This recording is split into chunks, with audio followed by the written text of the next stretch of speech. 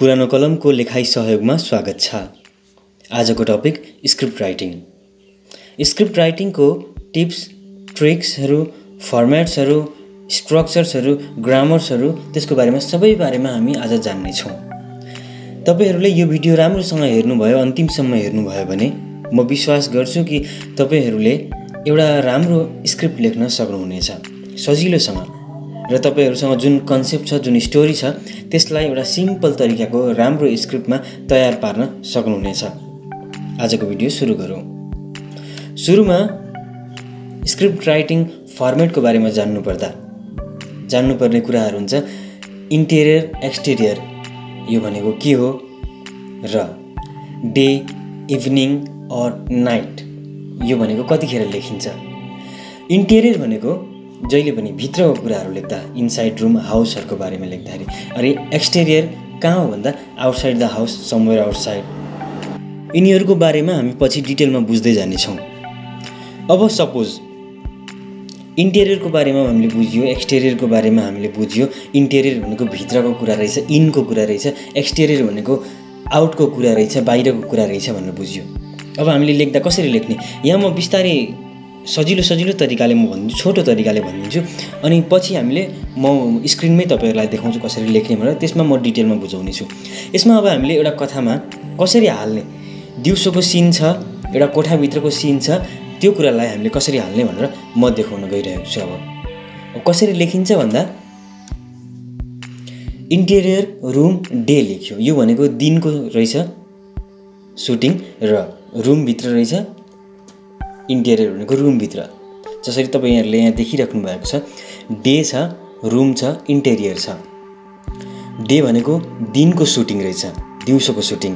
Room भनेको कोठाको shooting, र कोठाभित्र हुने बित्तिकै इन्टेरियर यहाँ भइहाल्छ। अब यहाँ लेखिएअनुसार महेशले कम्प्युटरमा केही टाइप गर्दैछ, त्यत्तिकैमा कसैले उसको ढोका ढकढक्यायो। ढकढकको आवाज सुनेर महेश तर्सियो अनि बिस्तारै उठेर ऊ ढोका खोल्न गयो। यहाँ मैले लेखेको कुराहरू तपाईँले ख्याल गर्नुभयो भने यहाँ सबै प्रेजेन्ट टेन्समा लेखिएको छ। महेशले कम्प्युटर चलाउँदैछ, ढकढक पनि भयो त्यतिखेरै, र ढोका खोल्न पनि गयो त्यतिखेरै। यो भनेको हामीले जहिले पनि प्रेजेन्ट टेन्समै लेख्नुपर्ने हुन्छ। स्क्रिप्ट लेख्दा जहिले पनि, कहिले पनि पास्टमा हुँदैन, फ्युचरमा हुँदैन, जहिले प्रेजेन्ट टेन्समै हुन्छ। अब हामी मोबाइलको स्क्रिनतिरै गएर बुझ्छौँ।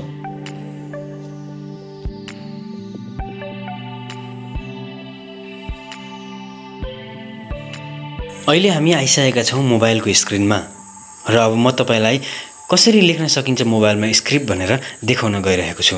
धेरैजनाको रिक्वेस्ट थियो कि मोबाइलमा पनि स्क्रिप्ट लेख्न सकिन्छ र कसरी लेख्न सकिन्छ होला, कुन एप चाहिन्छ होला, फर्मुला के होला भन्ने खालको प्रश्नहरूको म एउटै जवाब दिन चाहन्छु।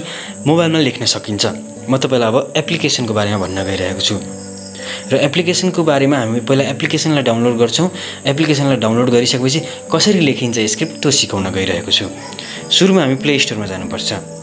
प्ले स्टोरमा गएपछि सेलटेक्स नामको एप खोज्नुपर्छ। त्यसपछि मैले डाउनलोड गरिसकेको भएर यहाँ ओपन भनेर आयो, तपाईँले डाउनलोड गर्नुपर्छ। सुरुमा मैले ओपन गरेँ, मैले लेखिसकेको स्क्रिप्टहरू थियो यो, त्यही भएर मेरोमा यसरी आयो, न त तपाईँहरूकोमा ब्ल्याङ्क आउन सक्छ। त्यसपछि प्लसमा क्लिक गर्ने, प्लसमा क्लिक गरेर फिल्ममा क्लिक गर्ने। हामीले फिल्म बनाउन आँटेको नि त। अनि त्यसपछि मुभीको नाम के हो, ल मुभीको नाम मैले यो लेख्दिएँ, क्रिएट स्क्रिप्ट। अब सुरुमा हामीले स्क्रिप्ट लेख्दाखेरि के हुन्छ, हामीले अघि सिके जस्तै भित्रको कुरा, बाहिरको कुरा, इन्टेरियर, एक्सटेरियर भनेर बुझेको थियौँ। त्यही भएर अब हामीले यहाँ लेख्छौँ। यो के हो भन्दा यहाँ क्लिक गर्नुहोस् त, तल लेखौँ नि, यहाँ हेर्नुहोस् त, सिन हेडिङ लेखेको छ। सिन हेडिङ हेर्नुहोस् है, यो कुरालाई ध्यान दिनुहोस्। सिन हेडिङ भनेको कुनै पनि सिन सुरु गर्दा त्यो सिन कुन ठाउँमा भएको छ भनेर जताउनको लागि यहाँ सिन हेडिङ लेखिएको हुन्छ। डिरेक्टरलाई मुभी बनाउँदै गर्दाखेरि यो सिन हामीले कहाँ खिच्ने भनेर यो ठाउँले बजाउँछ सिन हेडिङले। अब हाम्रो के हुन्छ भन्दा एउटा कथा हुन्छ है, सबैसँग एउटा कथा हुन्छ, त्यही कथालाई स्क्रिप्टमा बदल्ने हो। हामीसँग एउटा कथा छ। विकास भन्ने व्यक्ति आफ्नो कोठामा कम्प्युटर चलाइरहेको हुन्छ। एक्कासी उसको झ्यालमा ढकढक ढकढक गरेको आवाज आउँछ। उसले झ्यालमा के रहेछ भनेर हेर्दा एउटा चराले ढ्याकढ्याक ढ्याकढ्याक गरिरहेको हुन्छ। ऊ नजिक गएर झ्याल खोलेर हेर्छ, चराको खुट्टामा एउटा चिठी बाँधिएको हुन्छ। उसले झ्याल खोल्ने बित्तिकै चरा भित्र आउँछ र उसले चिठी निकालेर पढ्न थाल्छ। यो थियो हाम्रो कथा। अब यो कुरालाई नै हामीले स्क्रिप्टमा बदल्नुपर्ने हुन्छ। स्क्रिप्टमा बदल्दा कस्तो हुनुपर्छ भन्दा त्यो तपाईँले जुन कथा लेख्नुभएको छ त्यो ठ्याक्कै कुन ठाउँमा सुटिङ गर्ने, कसरी खिच्ने सबै कुरा लेख्नुपर्ने हुन्छ। हामीले अहिले बेसिक कुरा मात्रै जान्दछौँ। अब के गर्ने? विकास भन्ने एउटा व्यक्ति थियो हाम्रो कथा सुरु हुँदाखेरि, र विकास भन्ने व्यक्तिले कम्प्युटर चलाइरहेको थियो। विकास भन्ने कहाँ थियो? कोठाभित्र थियो। कोठाभित्र भएकोले इन्टेरियर। जहिले पनि भित्रको कुरा जनाउनलाई इन्टेरियर हुन्छ। जता पनि भित्र, घरको भित्र पनि इन्टेरियर, कोठाभित्र पनि इन्टेरियर, किचनमा पनि इन्टेरियर, बाहिर छ भने एक्सटेरियर, रोडमा छ भने एक्सटेरियर, कुनै वातावरणमा बगैँचामा बसिरहेको छ भने एक्सटेरियर, अथवा जहाँ पनि भित्र इन्टेरियर, बाहिर एक्सटेरियर, बुझियो। अब हामी विकासको लागि इन्टेरियर। अब यो रुममा थियो नि।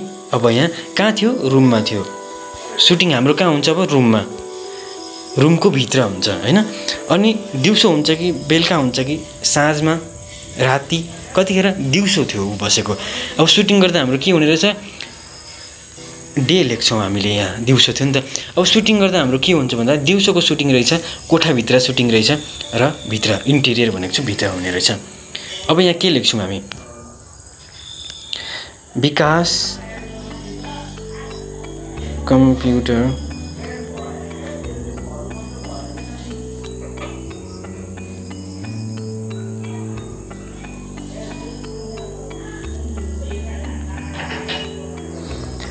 यहाँ हामीले लेख्यौँ विकास कम्प्युटर चलाएर बसिरहेको छ। यो हामीले किन लेख्यौँ? विकासले त अघि नै कम्प्युटर चलाइरहेको थियो। विकासले कम्प्युटर चलाउँदै थियो। किन लेखिनौँ? किनकि स्क्रिप्ट लेख्दा जहिले पनि प्रेजेन्ट टेन्समा लेख्नुपर्ने हुन्छ। वर्तमान कालमा गरिरहेको छ, चलाइरहेको छ, भनिरहेको छ, बोलिरहेको छ, हो यस्तो किसिमको हुन्छ।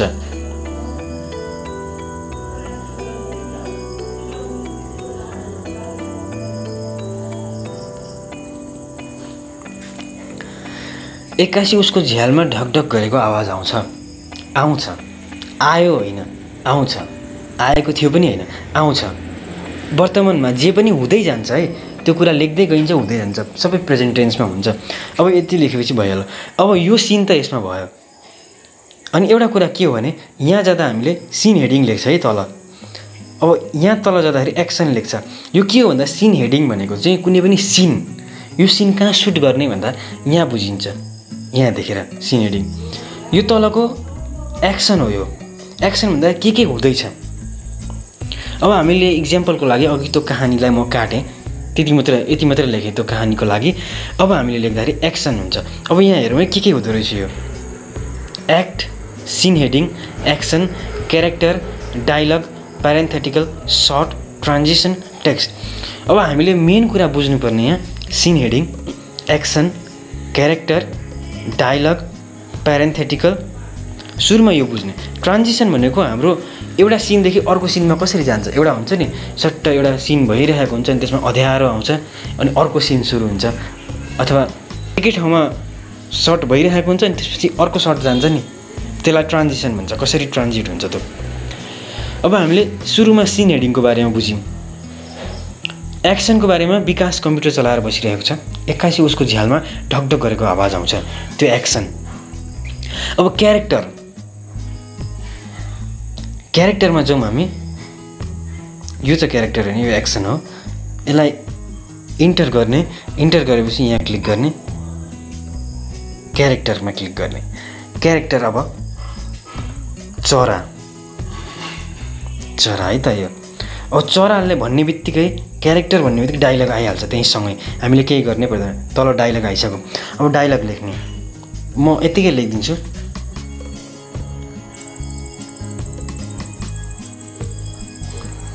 यो हुन त केटाकेटीपनाको भयो, तर पनि मैले सिकाउनको लागि हो। तपाईँको नाम विकास हो भनेर सोध्छ चराले। अब हामीले यहाँ अघि चरा लेखिसकेको छौँ, त्यही भएर यहाँ क्यारेक्टर लेख्दाखेरि चरा आइसक्यो अप्सनमा। तर हामीले चराले बोलिसकेपछि अब उत्तर विकासले दिन्छ, त्यही भएर विकास लेख्छौँ हामीले क्यारेक्टरमा। यसको के को यो लेख्नुको यस्तो खालको तरिकाले लेख्नुको रिजन के हो म पनि भनिदिन्छु है। तपाईँ यस्तो लेख्नुको रिजन पनि म भनिदिन्छु है, पर्खिनुहोस् है। विकासले के भन्छ? हो म विकास हो। अब यतिमा हामीले के बुझ्नुपर्छ भन्दा यहाँ के भयो, सुरुमा सिन हेडिङ आयो, यो ठाउँमा सुटिङ हुन्छ, सुटिङ के को हुन्छ, यस्तोको कुराको हुन्छ, जे एक्सन छ त्यो सुटिङ हुन्छ है। अनि त्यसपछि के हुन्छ, अब यहाँ हामीले चरा लेख्यौँ, यहाँ विकास लेख्यौँ। अब हेर्दै जाँदाखेरि डिरेक्टरले के थाहा पाउँछ भन्दा एउटा चरा रहेछ क्यारेक्टर, एउटा विकास रहेछ क्यारेक्टर, यो दुईवटा क्यारेक्टर मलाई यो सिनको लागि चाहियो। अब यो सिनको लागि डाइरेक्टरले रेडी गर्छ, अब चरालाई पनि रेडी गर्छ, विकासलाई पनि रेडी गर्छ र स्क्रिप्ट दिन्छ उनीहरूलाई, यस्तो यस्तो डाइलग छ तिमीहरूको भनेर सुटिङ सुरु हुन्छ। अनि त्यसो गर्दाखेरि सुटिङ सजिलै हुन्छ। हामीले कथा लेख्दाखेरि किन सुटिङ गर्न सक्दैनौँ भन्दा कथामा त सबै कुरा गजङ गुजुङ आनन्दले पढ्नेलाई मात्रै हुन्छ नि त, यो त हाम्रो मेकानिकल टाइपको कुरा भयो क्या। त्यही भएर यस्तो गर्दाखेरि चाहिँ अब यो ठाउँ रहेछ, यस्तो एक्सन हुँदो रहेछ, अनि यो क्यारेक्टर रहेछन्, क्यारेक्टरले यसरी गर्छन्, अनि क्यारेक्टरको डाइलगहरू। अब हामी यो सिनबाट अर्को सिनमा जान्छौँ है। अब हामी ट्रान्जिसन भनेर कतिखेर क्लिक गर्छौँ, हामीले के बुझ्यौँ, अब सिन हेडिङ बुझ्यौँ, एक्सन बुझ्यौँ, क्यारेक्टर बुझ्यौँ, डायलग पनि बुझ्यौँ, कति छिटो सबै कुरा बुझिसकेछौँ। प्यारेन्थेटिकलको बारेमा पनि म भनिदिइहाल्छु। प्यारेन्थेटिकल भनेको चाहिँ कस्तो हुन्छ भन्दा चराले सोध्न त सोधो, कसरी सोधो, म प्यारेन्थेटिकलको बारेमा पनि बुझाइदिन्छु है। तपाईँको नाम विकास हो, यसरी सोधो कि कसरी सोधो, अब पर्खिनुहोस् है। तपाईँको नाम विकास हो भनौँ चराले, तर अब प्यारेन्थेटिकलमा जान्छौँ हामी, फुसफुसाउँदै भनौँ,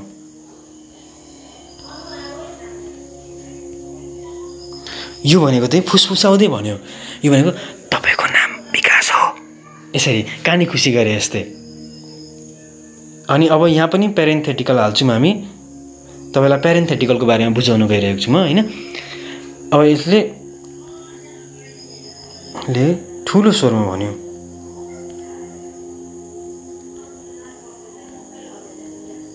अब यहाँ के भयो भन्दा विकासले ठुलो स्वरमा, चराले कसरी सोध्यो, तपाईँको नाम विकास हो भनेर सोध्यो, विकासले कसरी भन्नु, हो मेरो नाम विकास हो। यो मैले खालि बुझाउनको लागि मात्र भनेको। यो भन्दा के बुझिन्छ भन्दा डिरेक्टरले यसरी हेर्दाखेरि के बुझ्छन् भन्दाखेरि ए चराले यो डायलग भन्दो रहेछ, तर यो तरिकाले भन्दो रहेछ, यो ब्र्याकेटभित्रको यो तरिकाले भन्दो रहेछ फुसफुसाउँदै।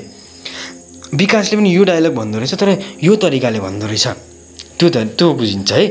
अब यो सिन काटिन्छ, अब यो सिन काटेर अर्को सिनमा जान्छ। अर्को सिनमा के हुन्छ र स्टुडेन्टहरू स्कुलमा पढिरहेका छन्, टिचरले पढाइराख्नु भएको छ, अथवा यो इन्टेरियरको भयो होइन, अब एक्सटेरियरको बनाऊँ न त। स्टुडेन्टहरू चौरमा खेलिरहेका छन्, खेल्दा खेल्दै एक्कासी चट्याङ पर्छ। अब यो कुरालाई हामीले कसरी लेख्न सकिन्छ, यो डाइलेक्ट छ, हामीले यहाँ सिन हेडिङमा जानुपर्छ। अब हामीले इन्टेरियरको गऱ्यौँ, त्यही भएर म एक्सटेरियरको इक्जाम्पल दिन गइरहेको छु। एक्सटेरियरमा अब के हुन्छ भन्दा ग्राउन्डमा छन्, ग्राउन्ड भनेको बाहिर, एक्सटेरियर जी ग्राउन्डमा, दिउँसो डे। अब यहाँ के हुन्छ, केटाकेटी यस्तै हुन्छ। अब यहाँ अब यो हेर्नुहोस्, मैले के भन्न गइरहेको भन्दा इन्टेरियर यो भयो, एउटा एक्सन, एउटा सिन सक्यो, त्यहाँपछि डिरेक्टरले कट भनिन्छ नि। त्यो कट भन्दा कतिखेर भन्ने भन्दाखेरि डिरेक्टरलाई पनि त थाहा हुनु पऱ्यो। त्यसको लागि हामीले के युज गर्छौँ भन्दा मैले त्यही सिकाउन खोजेको, ट्रान्जिसन।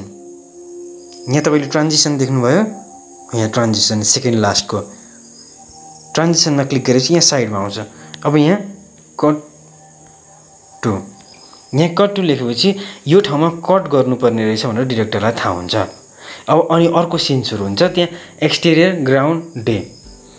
अब यहाँ हामीले क्यारेक्टरहरूको लागि क्यारेक्टरहरूको नाम लेख्नुपर्छ।